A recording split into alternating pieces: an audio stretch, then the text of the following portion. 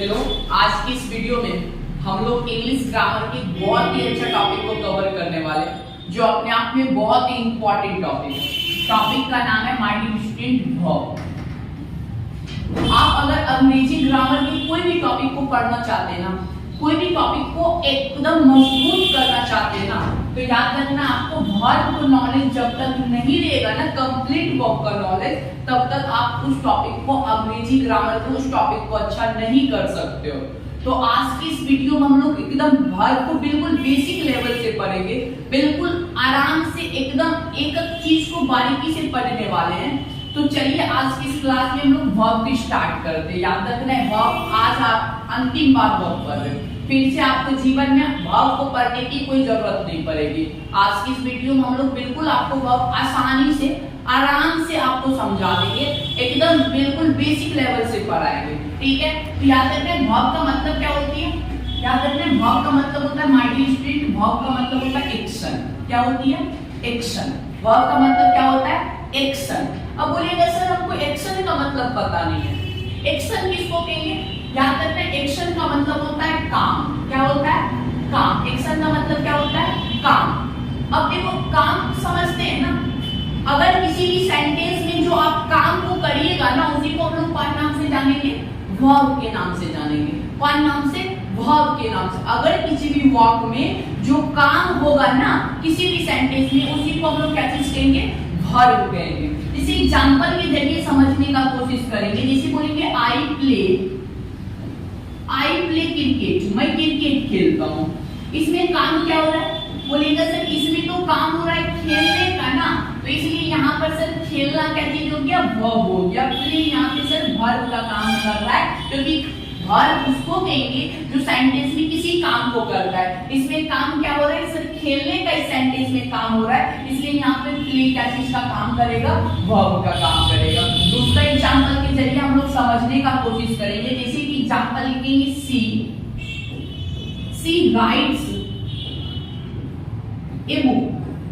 बोलेंगे वह एक किताब लिखती है। क्या लिखती है? किताब लिखती है। इसमें काम क्या हो रहा है? बोलेंगे सर इसमें तो काम हो रहा है लिखने का ना, इसलिए यहाँ पर सर वर्ब का काम कर रहा है। राइट इस सेंटेंस में वर्ब का काम कर रहा है। तो याद रखना आप वर्ब को आसानी से पहचान लीजिएगा। कैसे पहचानना है? सेंटेंस में जो काम होगा ना, उसी को क्या चीज कहेंगे? वर्ब कहेंगे। वर्ब को पहचानने में किसी को कोई दिक्कत नहीं ना, तो याद रखना है। आगे हम लोग बढ़ते हैं। आगे हम लोग जैसे बढ़ेंगे तो आपको आगे बढ़ेंगे, जैसे आपको पढ़ना पड़ेगा टाइप्स ऑफ वर्ब। तो याद रखना है वर्ब जो होता है ना, दो टाइप का होता है। एक होती है my dear student main verb और दूसरा होता है हेल्पिंग वर्ब। वर्ब कितने टाइप का होता है? बोलिए सर वर्ब दो टाइप का होता है, एक का नाम है हेल्पिंग वर्ब, दूसरा का नाम है मैन वर्ब। हेल्पिंग वर्ब को हिंदी में कहते हैं मुख्य क्रिया, और यानी कि मैन वर्ब को हेल्पिंग वर्ब को मैन वर्ब को मैन वर्ब दो टाइप का होता है, और एक वर्ब का नाम होता है मैन वर्ब और दूसरा का नाम होता है हेल्पिंग वर्ब। मैन वर्ब को हिंदी में कहते हैं मुख्य क्रिया और हेल्पिंग वर्ब को हिंदी में कहते हैं सहायक क्रिया। वर्ब कितने टाइप का होता है? दो टाइप का। एक मैन वर्ब जिसको हिंदी में मुख्य क्रिया कहेंगे, एक होती है हेल्पिंग वर्ब जिसको हिंदी में सहायक क्रिया कहते हैं। अब बच्चा को, बहुत सारे बच्चे को प्रॉब्लम आता है तो उसको मैन वर्ब और हेल्पिंग वर्ब को पहचानने के लिए नहीं आता। जब आप यानी कि टेंस पढ़िएगा, नारेशन वॉइस पढ़िएगा ना, जब आप सब्जेक्ट वर्ब एग्रीमेंट पढ़िएगा, क्वेश्चन टैग पढ़िएगा, उसमें आपको बोलेगा कि मैन वर्ब हेल्पिंग वर्ब को फाइंड आउट करिए, उस समय बच्चा को प्रॉब्लम आता है। इसलिए अभी सीख लेना मैन वर्ब किसको कहेंगे, हेल्पिंग वर्ब किसको कहेंगे, ठीक है। तो आगे हम लोग सबसे पहले ये सीखते हैं कि मैन वर्ब किसको कहेंगे। मैन वर्ब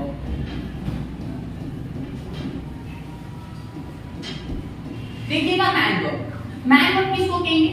याद रखना किसी भी सेंटेंस में अगर एक से ज्यादा वर्ब रहेगा, किसी सेंटेंस में दो वर्ब रहेगा, तीन वर्ब रहेगा, याद रखना अगर किसी भी सेंटेंस में एक से ज्यादा वर्ब रहेगा, तो याद रखना उस सेंटेंस में जो मेन वर्ब होगा ना, जिससे मेन काम का बोध होगा ना, जिस वर्ब से मेन काम का बोध होगा, उस वर्ब को कौन वर्ब कहेंगे?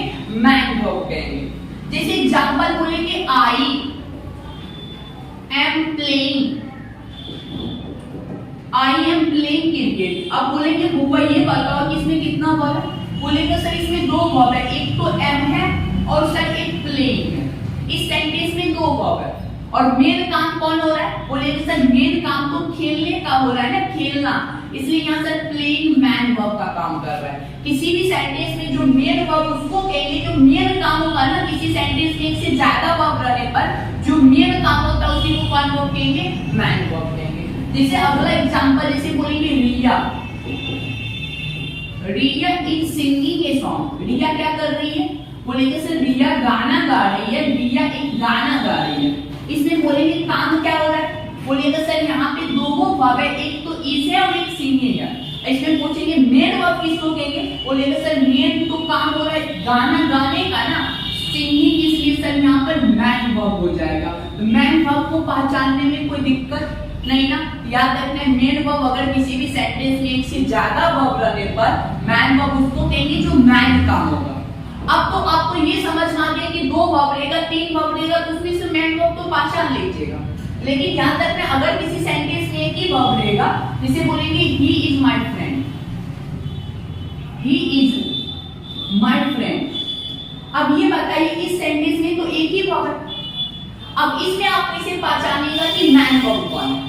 तो याद रखना है कि अगर किसी सेंटेंस में एक ही वर्ब रहेगा, यहाँ पे इस वर्ब का काम कर रहा है, एक ही वर्ब रहेगा ना, किसी भी सेंटेंस में एक ही वर्ब रहेगा, if there is the only one verb in the any particular sentences, that means that verb will be work as the main verb. अगर किसी सेंटेंस में एक ही वर्ब रहेगा ना, उस वर्ब को कौन वर्ब कहेंगे? मैन वर्ब कहेंगे। अगर किसी सेंटेंस में दो वर्ब रहेगा, तीन वर्ब रहेगा, तो याद रखना है मेन वर्ब उसको कहेंगे जो मेन काम का काम करेगा, ठीक है? मैन वर्ब को पहचानने में कोई दिक्कत नहीं, याद रखना है किसी भी सेंटेंस में मेन वर्ब जो होगा एक ही मैन वर्ब हो सकता है। मेन वर्ब किसी सेंटेंस में कितना हो सकता है? एक हो सकता है। मेन वर्ब में आपको तीन बात याद रखना है। पहला नंबर पॉइंट आपको ये याद रखना है, अगर किसी सेंटेंस में एक से ज्यादा वर्ब है ना, तो मैन वर्ब उसको कहेंगे जिससे मेन काम का बोल होगा। अगर किसी सेंटेंस में एक ही वर्ब होगा तो वो मैन वर्ब होगी। अगर किसी भी सेंटेंस में एक से ज्यादा वर्ब रहने पर किसी भी वर्ब में ना, किसी भी सेंटेंस में एक से ज्यादा वर्ब रहने पर मेन वर्ब एक ही हो सकता है, ठीक है? तो मैन वर्ब में कोई दिक्कत नहीं ना। अब हम लोग इसके बाद हेल्पिंग वर्ब के बारे में पढ़ेंगे। हेल्पिंग वर्ब किसको कहते हैं?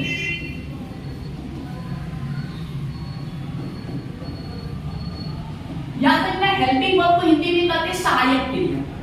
याद रखिएगा सेंटेंस में जो मेन वर्ब से जो पहले वाली वर्ब आएगी ना, मैन वर्ब से जो पहले वर्ब रहेगा, मेन वर्ब से जो पहले वर्ब रहता है उस वर्ब को कौन वर्ब कहेंगे? हेल्पिंग वर्ब कहेंगे। मैन वर्ब से पहले वाला वर्ब को कौन वर्ब कहेंगे? हेल्पिंग वर्ब कहेंगे, ठीक है? जैसे बोलेंगे she is playing, she is playing cricket. अब बोलेगा सर इसमें कितना वर्ब है? बोलेगा सर इसमें तो दो वर्ब है, एक इज और एक प्लेइंग। सर यहाँ पे मेन काम हो रहा है खेलने का, तो ये मैन वर्ब हो गया। और यहाँ पर सर इज जो है ना, मेन वर्ब से पहले आ रहा है ना, मेन वर्ब से पहले वाले वर्ब को कौन वर्ब कहते हैं? Helping verb. कौन वर्ब? Helping verb. याद रहेगा ना, किसी भी सेंटेंस में हेल्पिंग वर्ब और मैन वर्ब को आसानी से आप पहचान सकते हैं। मेन वर्ब से पहले वाला वर्ब होता है हेल्पिंग वर्ब। मैन वर्ब किसी सेंटेंस में एक वर्ब रहता है तो वो मैन वर्ब होती है। अगर किसी सेंटेंस में एक से ज्यादा वर्ब रहती है तो जो मेन काम होगा उसी को कौन वर्ब कहेंगे? मैन वर्ब कहेंगे।